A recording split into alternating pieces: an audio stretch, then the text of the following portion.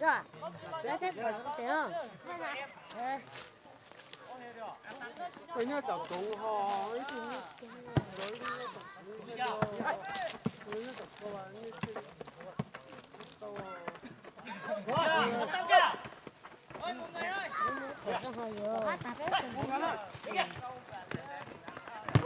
Đó ta nó mà mấy chị về.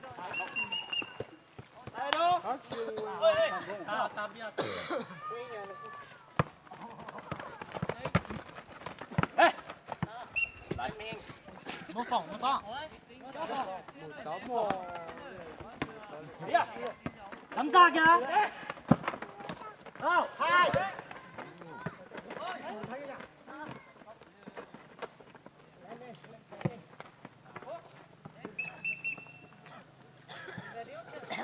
Con này đã. Thiên đàn thứ ba. Thứ nhất là cái kia nó sẽ hấp lắm mà.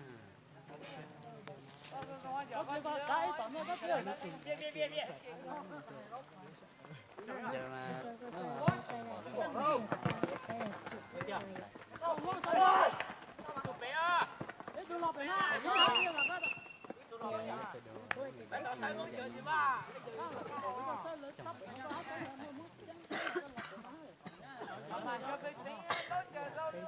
Đó bác sĩ chỉ tao không trái gì hết. Chỉ tao không trái gì. Ít thâu ít dẻo.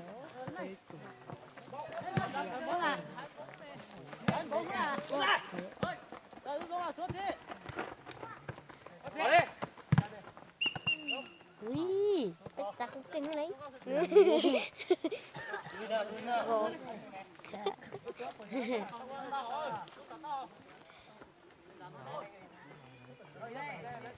Ôi trời, Europa nó phải chống phía mô.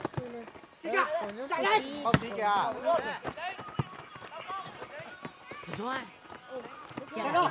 Trên chết nó còn đấy thiếu nhiều.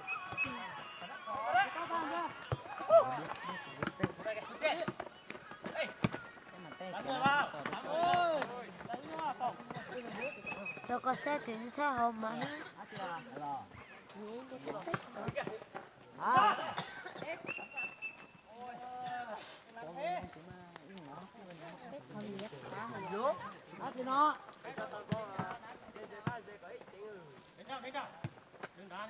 Nhớ nè. Rồi, hay rồi. Rồi. Lên ra. Lên nào kìa. Nhớ hả?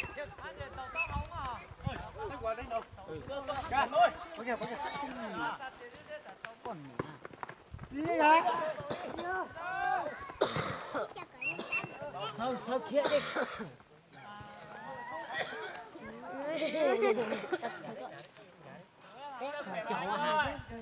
Khỏi khỏi thế nào?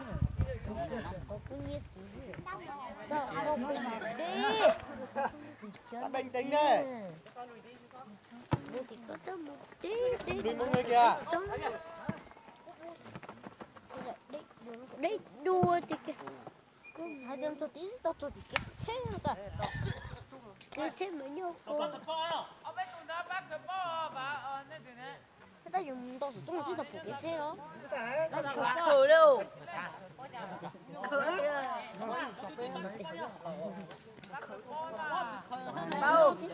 mà khử đó.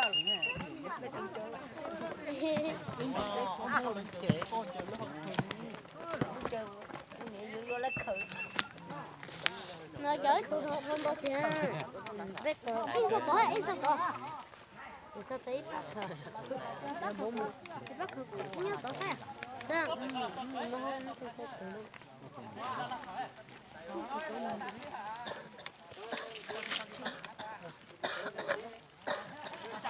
Một ao lúa lúc nào bông kèm mất cái lúc tỏ lỏng à.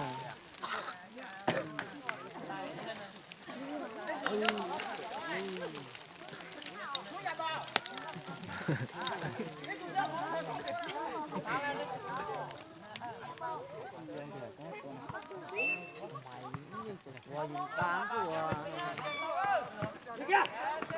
Ôi, ra cái tay ơi.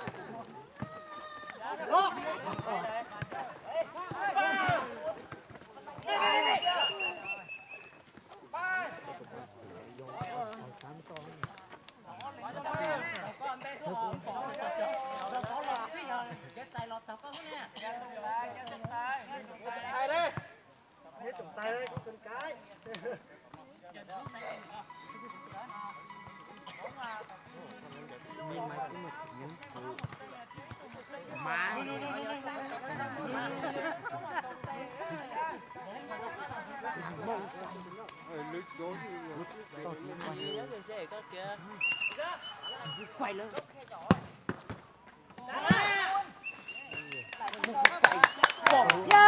quay lưng ngon quay lưng mạnh gì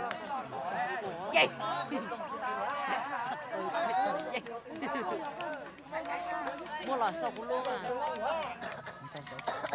cho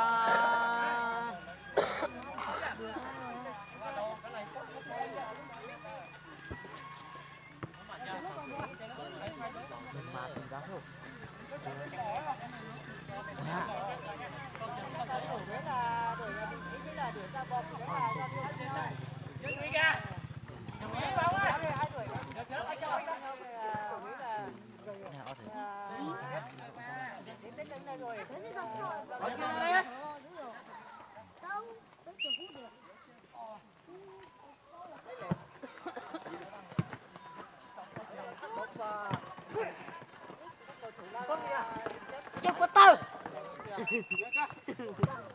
chưa có từ chỗ nào ô đi đâu chưa có từ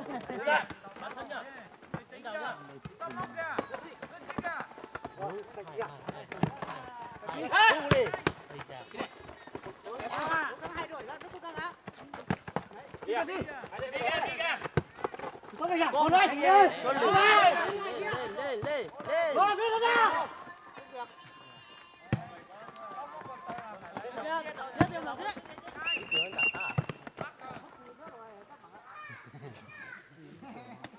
nhon câu nhon dùng hai lọ đấy tận nó ha.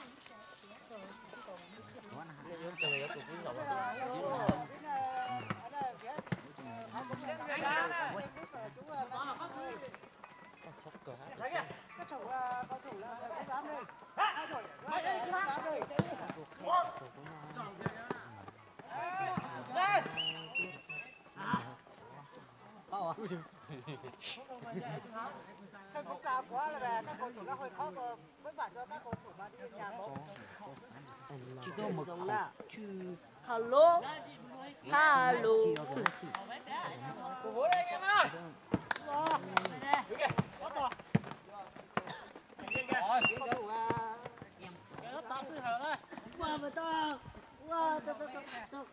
Lên nào, còn 5 phút nha.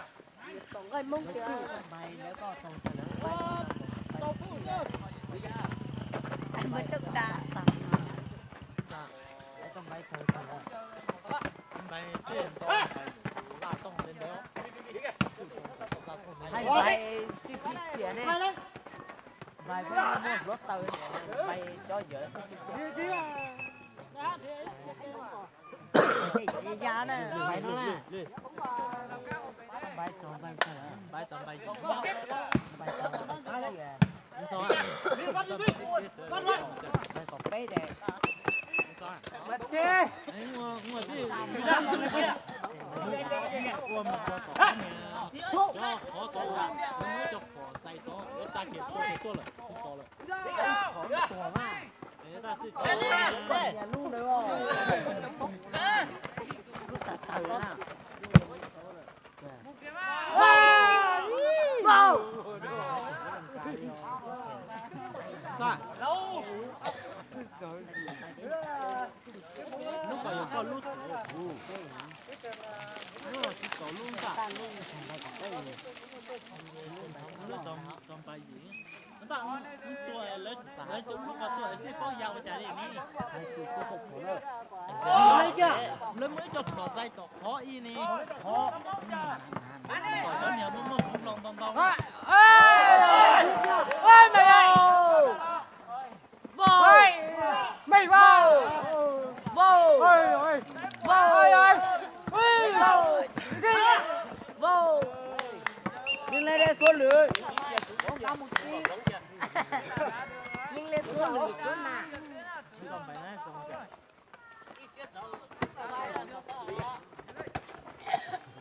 Ui phát.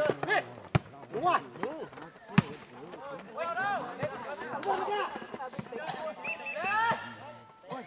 Nè.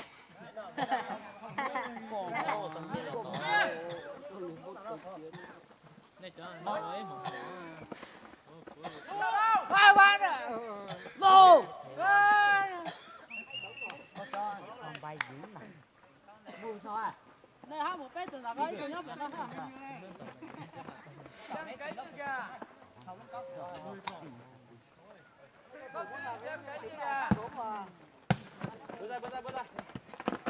Cái nè thì sao? Vô anh sâu. có chim muốn trả vẫn chia Mình muốn ký đi. Không vô. Cố lên nào. Không vô.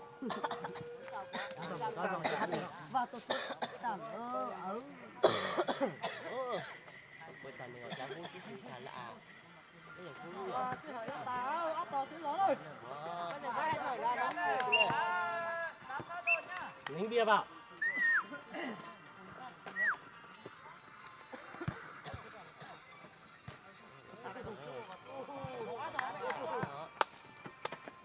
Cô này là vẫn là con cố gắng không thấy nhiều.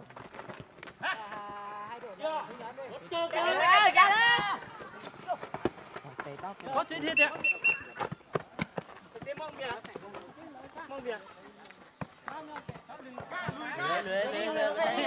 lưới về đây đây từ dính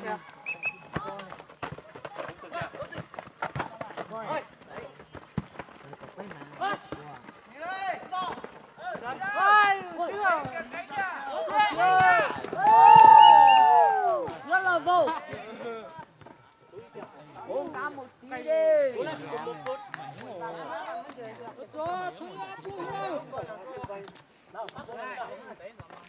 Múa lô vào. Cố gắng một tí đi số lượng.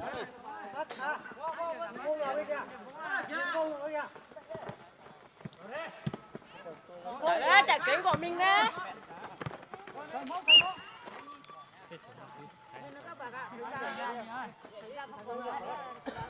Cố lên, cứu của nó nào.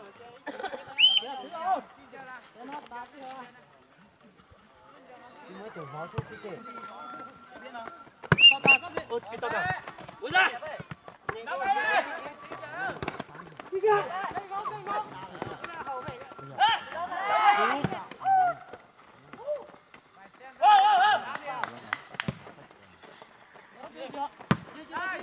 Bán đi.